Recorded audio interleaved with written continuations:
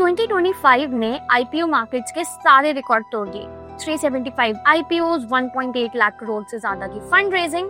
और अब क्वेश्चन ये है कि क्या 2026 भी ऐसा ही होने वाला है? और अगर हम देखें तो जनवरी से ही ये सब कुछ ऑलरेडी स्टार्ट हो जाएगा। PSU IPOs, AI companies, renewable energy, fintech giants. और आज के इस वीडियो में हम बात करेंगे जनवरी 2026 के मोस्ट लाइकली आईपीओज और साथ ही 2026 के सबसे बड़े और ब्लॉकबस्टर आईपीओज के बारे में। Hello and welcome back to the channel. I am Sejal Agrawal और डिटेल में स्टार्ट करते हैं इस वीडियो।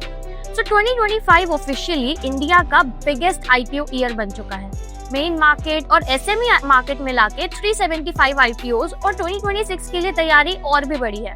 रिपोर्ट्स के हिसाब से अगर हम देखें तो अराउंड 200 मेन बोर्ड आईपीओज 2026 में आ सकते हैं।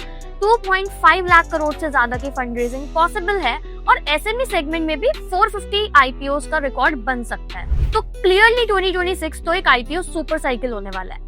अब सबसे पहले हम उन आईपीओज की बात करते हैं जिसको सेबी से ऑलरेडी अप्रूवल मिल चुका है और जिसके जनवरी 2026 में आने के काफी स्ट्रॉन्ग चांसेस हैं। जिसमें से सबसे पहले है Bharat coking coal IPO.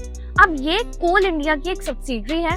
Also ये पीएसयू आईपीओ होगा। इसका एक्सपेक्टेड इश्यू साइज है around 1300 crore and expected valuation है 13,000 करोड़ की। इसमें शेयर होल्डर कोटा भी अवेलेबल है, जो कि इस आईपीओ की सबसे बड़ी बात है, क्योंकि अगर आपके पास कोल इंडिया का एक भी शेयर है तो आप बीसीसीएल आईपीओ के शेयर होल्डर कोटा के लिए एलिजिबल हो सकते हो।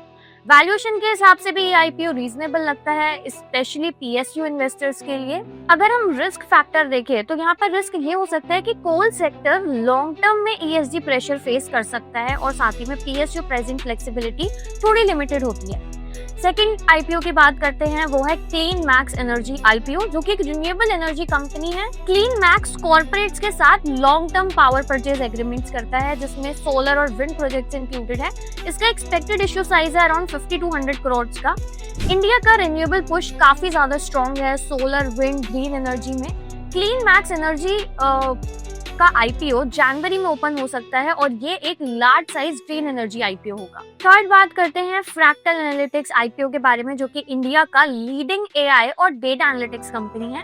It works with global clients और फ्रैक्टल कंपनी को हेल्प करता है कंज्यूमर बिहेवियर को समझने में, फ्रॉड डिटेक्शन में और एआई बेस्ड डिसीजन मेकिंग में। इसका एक्सपेक्टेड इशू साइज है अराउंड 4900 to 5500 करोड़ का और ये इंडिया का फर्स्ट एआई यूनिकॉर्न आईपीओ माना जा रहा है, जिसमें एआई और एनालिटिक्स थीम है। ऑल्सो ये थीम 2026 में काफी पॉपुलर रहने वाली है। नेक्स्ट बात करते हैं प्रेस्टीज हॉस्पिटैलिटी आईपीओ के बारे में, जो कि hotel and hospitality management company है। इसका expected issue size around 2700 crore होगा एंड ये टूरिज्म और ट्रैवल रिकवरी का डायरेक्ट प्ले है। हॉस्पिटैलिटी सेक्टर का एक काफी स्ट्रॉन्ग आईपीओ भी ये हो सकता है। नेक्स्ट बात करते हैं कॉर्डिलर क्रूजेस आईपीओ के बारे में। अब ये आईपीओ थोड़ा यूनिक है। It operates luxury cruises Mumbai, Goa, in type की जगहों पे एंड इसका एक्सपेक्टेड इशू साइज है अराउंड 727 करोड़ का। अब इंडिया में क्रूज टूरिज्म अभी थोड़ा अर्ली स्टेज पे है, तो ये आईपीओ एक हाई क्यूरियोसिटी को लेकर आता है, साथ ही में बहुत ही नीच सेगमेंट में भी है। नेक्स्ट बात करते हैं अमागी मीडिया लैब्स आईपीओ के बारे में, जो कि क्लाउड बेस्ड एडवर्टाइजिंग और कनेक्टेड टीवी प्लेटफॉर्म है।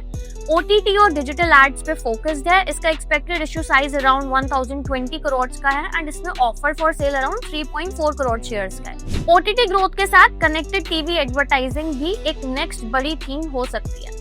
अगला बात करते हैं प्रणब कंस्ट्रक्शन आईपीओ के बारे में, जो कि एक रेसिडेंशियल और कमर्शियल रियल एस्टेट डेवलपर है। इसका expected issue size around 392 crore है।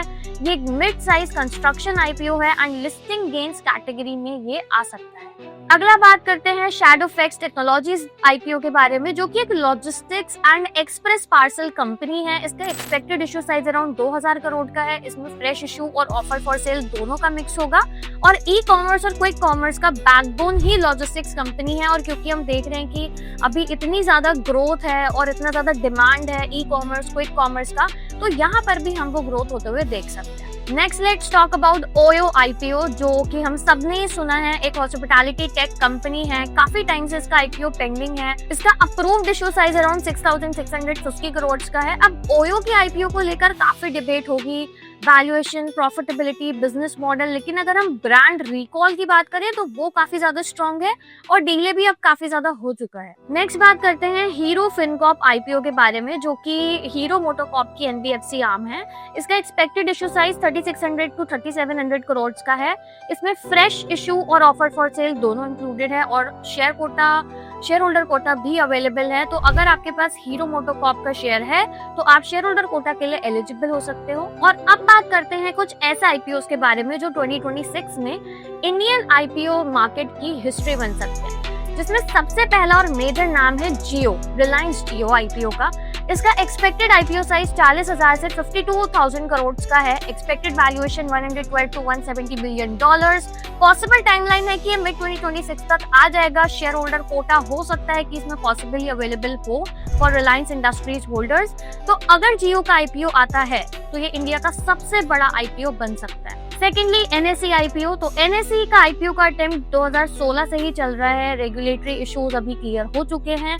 एक्सपेक्टेड टाइमलाइन है कि ये मिड टू एंड 2026 में आएगा। इसका पोटेंशियल साइज अराउंड 40 से 50,000 करोड़ का होगा एंड ये आईपीओ आया तो शायद जियो से भी बड़ा हो सकता है। फोन पे के आईपीओ की बात करते हैं, जो कि इंडिया का लार्जेस्ट यूपीआई ऐप है, one of the largest, and इसका expected issue size around 15,000 to 17,000 crore होगा। 2026 में एक्सपेक्टेड है कि फोन पे अपना आईपीओ लेकर आएगा। ऑलमोस्ट हर इंडियन फोन पे यूज करता है, तो इसका ब्रांड और मार्केट शेयर दोनों ही काफी ज्यादा स्ट्रॉन्ग है। नेक्स्ट बात करते हैं फ्लिपकार्ट के आईपीओ के बारे में, जो कि एक ई कॉमर्स जायंट है। एक्सपेक्टेड साइज है कि 10,000 से 20,000 करोड़ का होगा। पॉसिबली बाय एंड ऑफ 2026 ये आ सकता है। मिंत्रा, फ्लिपकार्ट, लॉजिस्टिक्स, तो एक कंप्लीट इकोसिस्टम ये देगा। नेक्स्ट है जेप्टो का आईपीओ, जो कि एक क्विक कॉमर्स लीडर है। कॉन्फिडेंशियल डीआरएचपी ऑलरेडी फाइल हो चुकी है। एक्सपेक्टेड साइज है 11,000 से 12,000 करोड़ का एंड 10 मिनट डिलीवरी का stock market version Zepto IPO लेकर आएगा। And last is SBI mutual fund IPO, जो कि इंडिया का लार्जेस्ट एएमसी है। एक्सपेक्टेड टाइमलाइन है कि फर्स्ट हाफ ऑफ 2026 तक ये आईपीओ आ जाएगा। शेयर होल्डर कोटा अवेलेबल हो सकता है एसबीआई होल्डर्स के लिए। एक काफी stable business, strong cash flow है और साथ में लॉन्ग टर्म इन्वेस्टर्स के लिए काफी फेवरेट हो सकता है ये।